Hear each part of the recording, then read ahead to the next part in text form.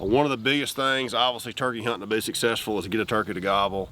A lot of people ask, how do you get it done? I hook my mouth sometimes, but a lot of times I do use a locator call. And we've got 4 different kinds: 2 crow calls, 2 owl calls here, 2 owl calls here. This is the revealer, and this is just a plastic call.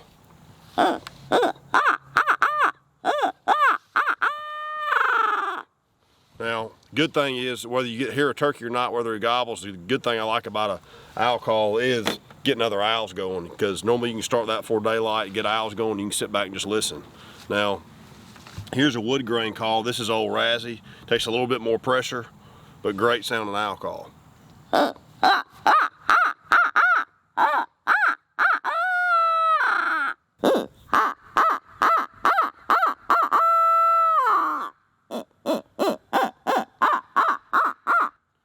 You better have your oxygen tank with this one, because that takes a little bit of pressure, but obviously it's louder. You can reach out there and touch something.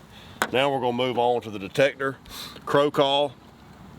The thing I've learned about a crow call is you really got to come from your gut to get a real raspy sound out of it, but use your hands, no different than when you're turkey calling, trying to throw noise somewhere. Use that back pressure to get a better sound.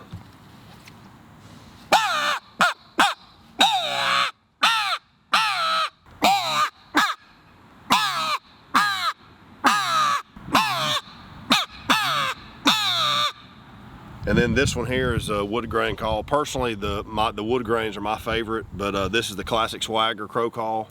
And even when you're turkey hunting, I want to replicate whatever I'm trying to make to the best of my ability, versus if you're hunting public land or somewhere else and you hear somebody crow call, you know it's a hunter. So even when it comes to using crow calls and owl calls, I try to sound the best.